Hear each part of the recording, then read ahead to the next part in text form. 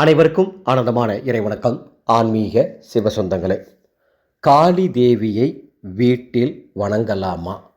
இந்த கேள்விக்கு தான் இப்போ பதில் தரப்போகிறேன். இன்று ஒரு சகோதரி, மதுரையைச் சேர்ந்த ஒரு சகோதரி இந்த கேள்வி என்கிட்ட கேட்டிருந்தாங்க. காரணம், அவங்க காளி பக்தர், காளி வழிபாடு அவங்களுக்கு ரொம்ப பிடிக்கும்.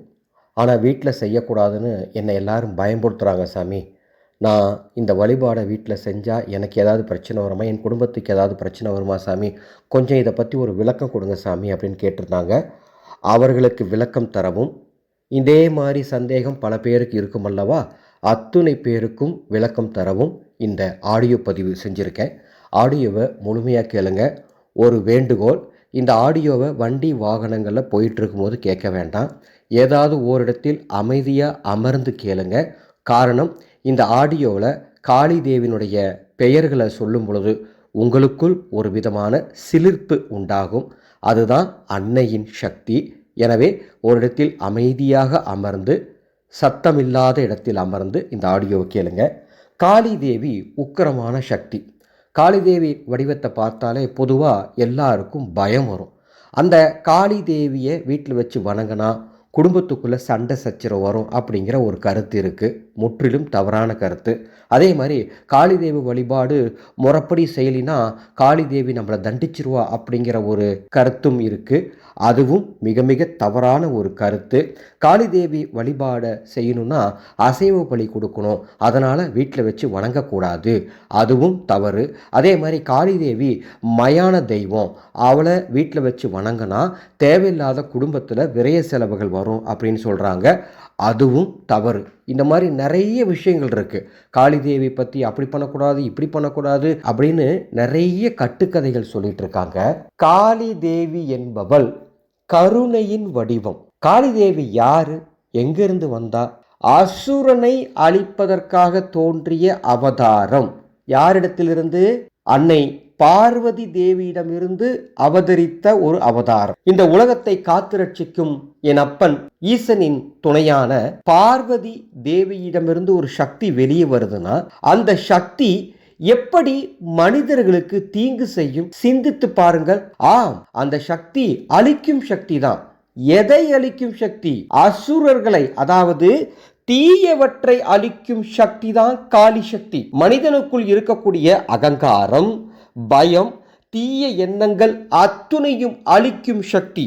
இருளை நீக்கி ஒளியை தரும் சக்தி காளி சக்தி. காளி சக்தி தான் இருக்கக்கூடிய எல்லா சக்தியிலுமே, இறை சக்தி அத்துணையிலுமே ஆதிசக்தி. காளி சக்தி இல்லைன்னு சொன்னா இந்த உலகத்துல அதர்மம் தலைவிரித்து ஆடிவிடும். இந்த காளி சக்தி இல்லை அப்படின்னா அசுரர்கள் எப்படி ஒரு கட்டத்துல தேவர்களை அடக்கி, உலகத்தை அடக்கி பயமுறுத்தினாங்களோ, தீமையை நிலைநாட்டினாங்களோ, அந்த மாதிரி அசுர குணம் கொண்ட, தீய எண்ணம் கொண்ட மனிதர்கள் உலகத்தையே ஆட்டி படைத்து நல்லவர்களை அழித்து விடுவார்கள். இந்த உலகத்தில் இருக்கக்கூடிய அத்துணை நல்லதையும் காக்கும் சக்தி காளி சக்தி.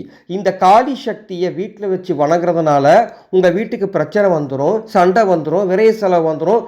இதெல்லாம் சும்மா, இதெல்லாம் கட்டுக்கதை. அப்படிலாம் எதுவுமே கிடையாது. தூய்மையான பக்தியும் முழு சரணாகதியும் இருந்தா காளி தேவியை யார் வேண்டுமானால் வைத்து வணங்கலாம். காளி தேவியின் உருவம் நீங்க கற்பனை பண்ற மாதிரி 10 கை 8 கை நாக்கு நீட்டிட்டு அந்த மாதிரி இருக்கக்கூடிய உருவம் தான் காளி தேவியின் உருவம் நீங்க நினைச்சிடாதீங்க.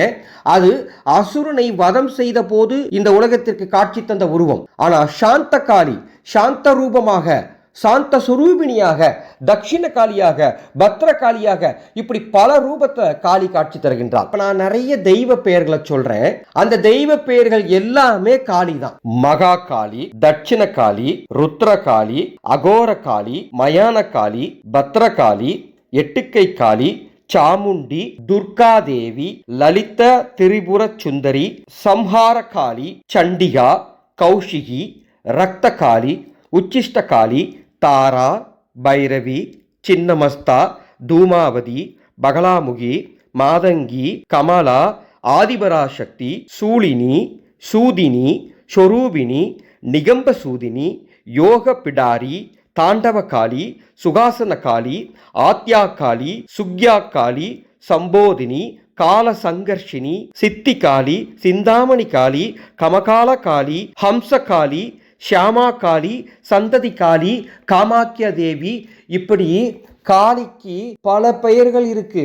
இந்த எல்லா தெய்வ ரூபங்களும் காளி தேவியின் அம்சமே.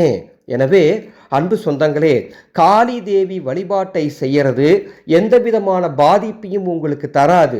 மாறாக தீய சக்தியிடமிருந்து, எதிரிகளிடமிருந்து, துரோகிகளிடமிருந்து, தீய மாந்திரிக செயல்பாடுகளிலிருந்து, கண் திருஷ்டி தோஷத்திலிருந்து, துராத்மாக்களிலிருந்து, பூத பிரேத பேய் பிசாசிகளிடமிருந்து உங்கள் குடும்பத்தை பாதுகாக்கும் சக்தி காளி சக்தி. இந்த காளி தேவியுடைய உருவம் பார்ப்பதற்கு பயம்படுத்துற மாதிரி இருக்கும்.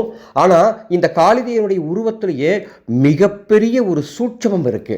அடுத்த ஆடியோல காளி தேவியுடைய உருவமும், அந்த உருவம் இந்த உலகத்திற்கு என்ன சொல்லுகின்றது என்பதை மிக தெளிவாக, மிக விரிவாக நமது சேனலில் பதிவிடுகின்றேன். இந்த சேனலை இதுவரைக்கும் நீங்க சப்ஸ்கிரைப் பண்ணலாம், சப்ஸ்கிரைப் பண்ணிக்கோங்க. காளி தேவி வழிபாடுங்கிறது ரொம்ப அற்புதமான வழிபாடு. வணங்குவதால் வாழ்க்கையில் நீங்கள் முன்னேறுவீர்கள்.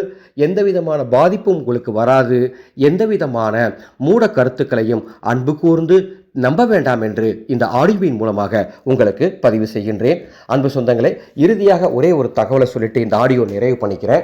வைகாசி அமாவாசை 2026 ஆண்டு வைகாசி அமாவாசை 16/5/2026 அன்று எனது குருநாதனுடைய ஜெயந்தி விழாவை முன்னிட்டு மிக பிரம்மாண்டமான அதர்வண வேத மகா ஹோமம் நடத்த போகின்றோம் எங்களது அறக்கட்டளையின் சார்பாக.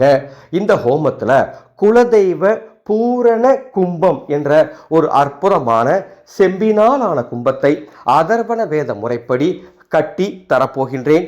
உங்கள் குலதெய்வத்தை வீட்டிற்குள் வரவழைக்கும் கும்பம், உங்கள் குலதெய்வத்துடைய கோபத்தை போக்கும் கும்பம், உங்கள் குலதெய்வத்துடைய கட்டுக்களை உடைக்கும் கும்பம், உங்கள் குலதெய்வத்துடைய அருளை உங்களுக்கு பெற்றுத்தரும் அற்புத குலதெய்வ பூரண கும்பம் உங்கள் குடும்பத்திற்கு வேணும்னா என்னுடைய வாட்ஸ்அப் நம்பருக்கு தொடர்பு கொண்டு பதிவு செய்து கொள்ளுமாறு அன்போடு கேட்டுக்கொள்கின்றேன்.